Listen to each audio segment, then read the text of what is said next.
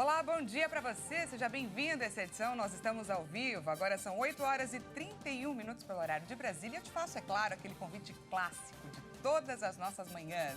Vamos juntos começar esse dia bem informados? A partir de agora, você confere as notícias do Brasil e do mundo desta terça-feira, dia 25 de julho. Vamos então de destaques.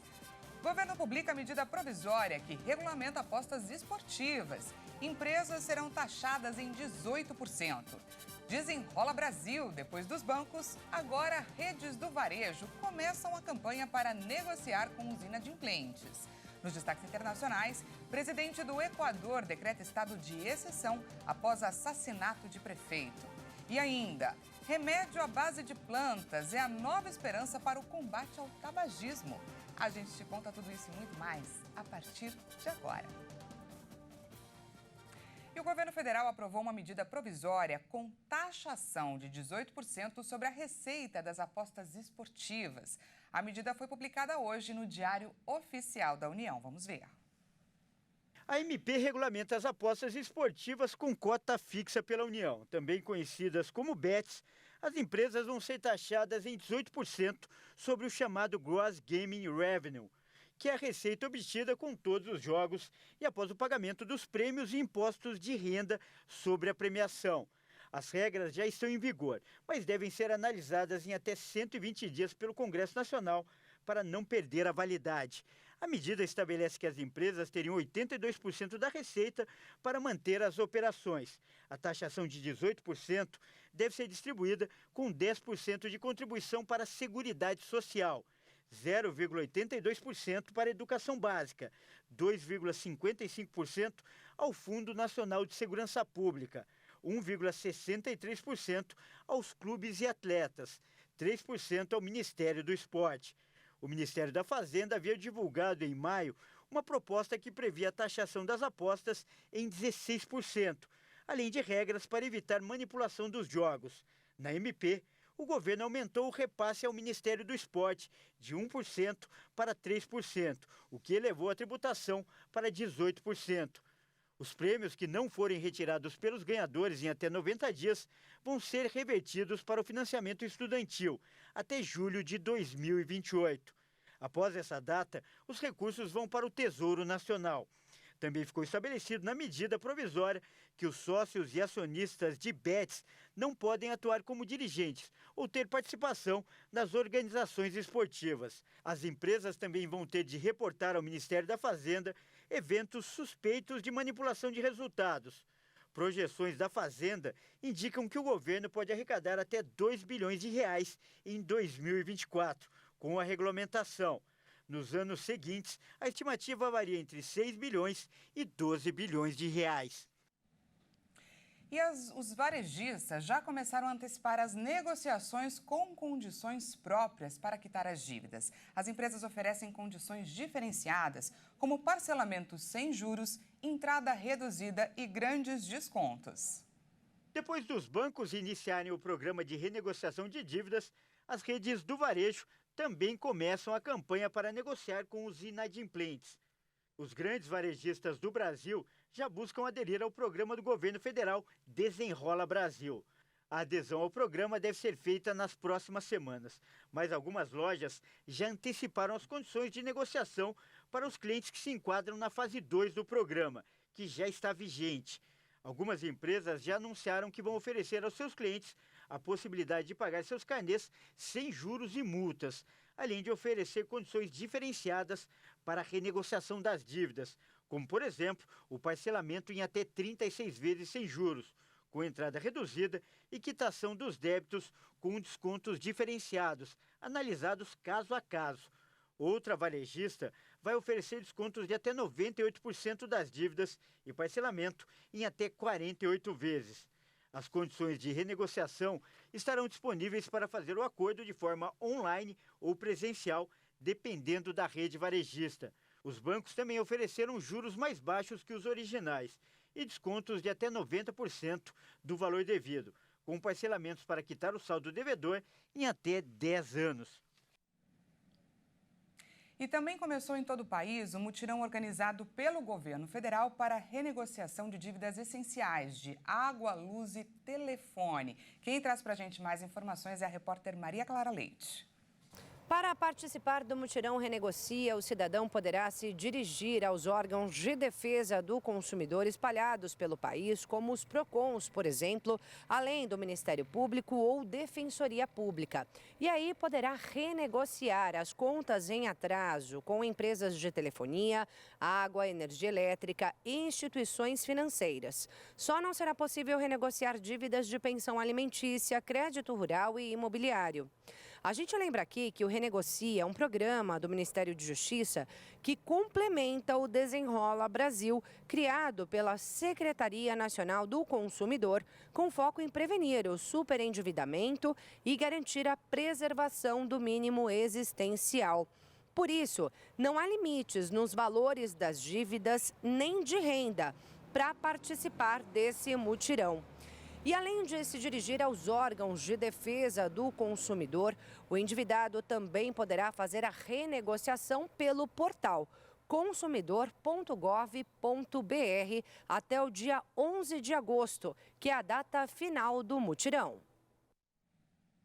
E para você que nos acompanha todos os dias, você se lembra que ontem a gente noticiou aqui a reunião do missionário R.R. Soares em Porto Alegre. Pois é. E o líder da Igreja Internacional da Graça de Deus é realmente incansável em sua missão de pregar o Evangelho. Hoje, ele já está em Florianópolis para mais um encontro de fé e milagres. E nós vamos direto para lá conversar com a Patrícia Saraiva, que vai trazer para a gente mais informações. Bom dia, Patrícia. Seja muito bem-vinda.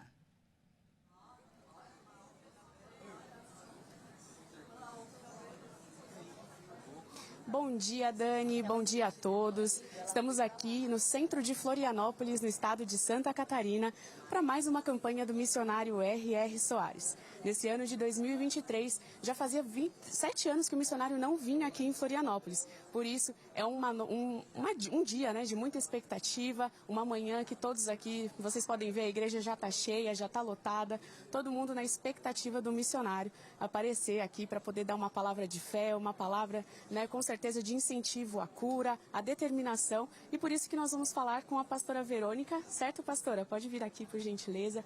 Pastora, como que é esse momento de expectativa aqui para o missionário vir, dar um momento de palavra, um momento, né, que todos nós estamos aguardando, todo esse povo aqui aguardando ele? Bom dia, a expectativa é grande, glória a Deus, todo mundo está feliz aqui por este momento, porque, como você disse, fazia 7 anos que ele não aparecia aqui. Então, imagina a alegria deste povo de estar aqui recebendo o missionário R.R. Soares.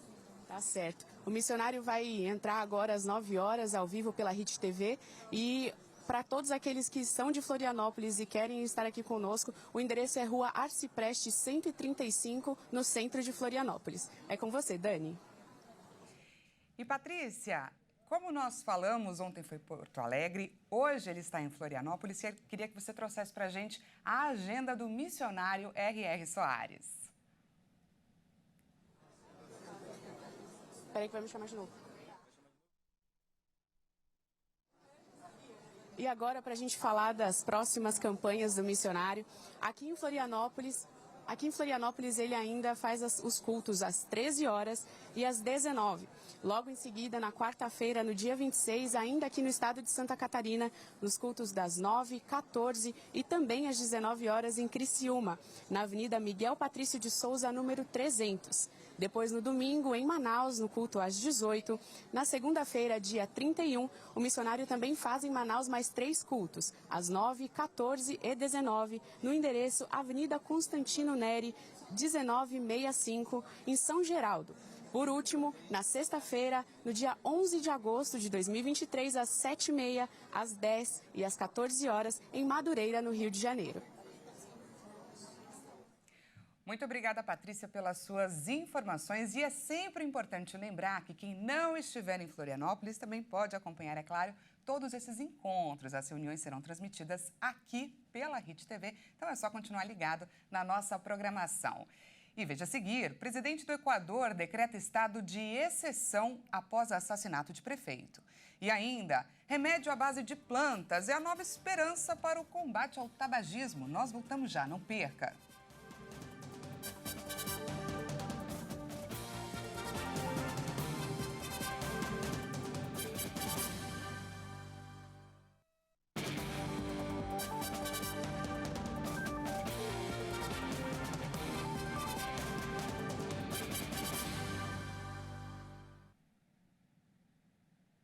Seja bem-vindo mais uma vez, nós estamos de volta e ao vivo, 8 horas e 44 minutos pelo horário de Brasília. Voltamos com mais destaque nacional.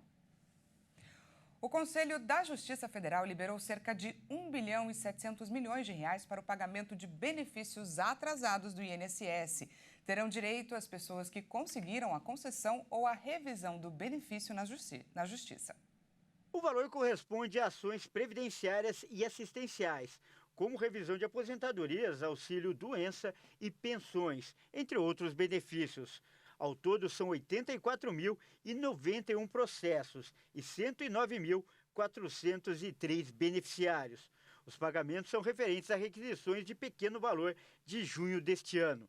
São valores atrasados de até 60 salários mínimos, o que corresponde a R$ 78.120. As ações foram propostas no Juizado Especial Federal.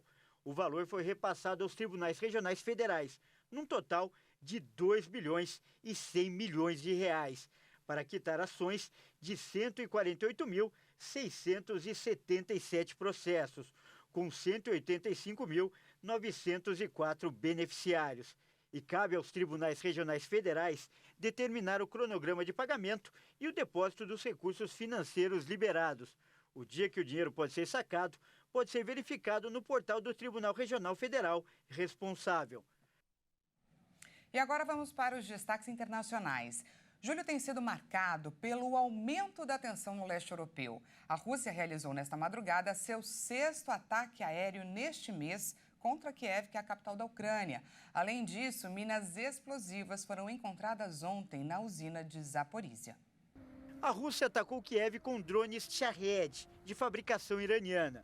E segundo informações preliminares, todos os drones foram derrubados pelo sistema de defesa aéreo da Ucrânia. Não houve vítimas ou danos graves. As sirenes de ataque aéreo soaram por mais de 3 horas na maior parte do leste da Ucrânia, por volta da 1h40 da madrugada. Pela manhã, a Força Aérea Ucraniana escreveu em seu canal do Telegram que havia uma nova ameaça de ataque nas regiões leste e sudeste do país, com armas balísticas, e emitiu alertas para ataques aéreos para essas regiões. Além disso, integrantes da Agência Internacional de Energia Atômica descobriram minas na usina nuclear de Zaporizhia. A usina está atualmente ocupada pelas forças russas. Na terça-feira, drones enviados pela Ucrânia atacaram prédios na Crimeia. A ação foi condenada publicamente pelos Estados Unidos. A porta-voz da Casa Branca, Karine Jean-Pierre, disse que o país não apoia ataques da Ucrânia ao território russo. E o Equador vive uma nova onda de violência. Após o assassinato do prefeito, o presidente Guilherme Lasso decretou estado de exceção. A medida será válida por 60 dias por conta de uma comoção interna grave. A cidade de Durán e as províncias costeiras de El Oro e Manabí, no Equador, estão sob estado de exceção. A medida foi decretada pelo presidente Guilherme Lasso após a morte do prefeito da localidade pesqueira de Manta, Agustín Triago. O decreto entrou em vigor imediatamente e estabelece toque de recolher das 22 às 5 horas da manhã. A decisão será aplicada por 60 dias devido a uma comoção interna grave e permite que o governo mobilize a força pública equatoriana em patrulhas conjuntas entre policiais e militares. O prefeito visitava no domingo uma obra municipal quando um homem abriu fogo. Os disparos mataram um Triago e uma jovem atleta que o cumprimentava. O crime causou comoção em Manta, onde centenas de pessoas compareceram ao velório. Um estrangeiro foi detido como suspeito. Lasso já havia decretado estados de exceção para tentar conter a crescente violência no Equador. E o Parlamento de Israel aprovou a polêmica reforma que limita poderes do judiciário. Como Israel não tem constituição escrita, o princípio da razoabilidade, agora extinto, era usado como medida de contrapeso sobre ações do governo ou do parlamento que poderiam ultrapassar os limites de sua atuação. A aprovação acontece mesmo em meio a meses de intensos protestos. O projeto de lei foi aprovado por 64 votos a 0, com todos os membros da coalizão governista votando a favor. Os parlamentares da oposição deixaram a Câmara enquanto ocorria a votação nominal. Após rumores na semana passada de que o primeiro-ministro israelense Benjamin Netanyahu poderia recuar na votação ou mesmo suavizar alguns de seus componentes, o líder avançou com o projeto, chegando ao parlamento chamado de Knesset, logo após receber alta do hospital. O chamado projeto da lei de razoabilidade retira da Suprema Corte o poder de declarar as decisões do governo irracionais ou não razoáveis. É o primeiro passo importante do plano de revisão judicial a ser aprovado pelo Knesset. As forças de segurança iraquianas anunciaram nesta segunda-feira a apreensão de quase 1 milhão de pílulas Captagon, de um traficante estrangeiro. A nacionalidade do homem não foi revelada. Essa droga é considerada a cocaína dos pobres e é altamente viciante. Imagens divulgadas pela Agência de Segurança Nacional do Iraque mostram um traficante estrangeiro preso em posse de 1 milhão de pílulas de Captagon em Bagdá. A droga estava escondida em um caminhão que o traficante planejava levar para uma das províncias do norte do país. O Captagon, uma droga apelidada de cocaína dos pobres, é similar à anfetamina e altamente viciante. Há vários anos, o Iraque tem sido um importante ponto de trânsito de drogas, principalmente da Síria, com destino aos mercados do Golfo, como a Arábia Saudita. As apreensões do Captagon são frequentes na região. Em julho, o Ministério do Interior iraquiano relatou a descoberta de uma fábrica no sul do país. O medicamento promete revolucionar o combate ao vício do tabagismo. O novo remédio leva 1/3 dos fumantes a largarem o cigarro e pode ser o primeiro tratamento em 20 anos. Em resultados apresentados na terceira e última etapa dos testes clínicos publicados na revista científica JAMA, chamou a atenção dos especialistas. A expectativa ficou alta depois que a citiciniclina, também conhecida como cistina, demonstrou ser eficaz, segura e bem tolerada entre aqueles que buscam deixar o cigarro, levando 1/3 dos voluntários nos estudos a abandonarem o hábito. O remédio é um fármaco à base de plantas que se liga aos receptores de nicotina no cérebro, de modo a aliviar o desejo pela substância e, consequentemente, defumar. Além disso, reduz a gravidade dos sintomas associados à abstinência. Para chegar aos resultados, foram recrutados 810 participantes que fumavam diariamente e desejavam deixar o cigarro em 17 centros de pesquisa nos Estados Unidos. Para os participantes que receberam a citiciniclina por 6 semanas, 25% estavam em abstinência entre a terceira e a sexta, contra 4,4% no grupo placebo naquele período. Os voluntários também relataram uma queda rápida e consistente do desejo pelo cigarro durante o primeiro semestre do tratamento. Além disso, o remédio também foi considerado seguro e bem tolerado, causando apenas poucos efeitos colaterais, como náusea e insônia, em menos de 10% de cada grupo. A farmacêutica pretende submeter os dados do medicamento para a aprovação do uso pela FDA na primeira metade de 2024. Não há ainda estimativa para a solicitação de aval em outros países. O medicamento, no entanto, já é utilizado amplamente em diversos países da Europa, ainda que esse seja o primeiro grande estudo clínico que de fato comprove a sua eficácia. Por se tratar de um fármaco feito à base de plantas, ou seja, um fitoterápico, o critério para liberação no continente europeu não é tão rígido como para outros remédios. E essa edição fica por aqui. Muito obrigada pela sua companhia. Às 10 horas eu volto com mais informações para você. Até já!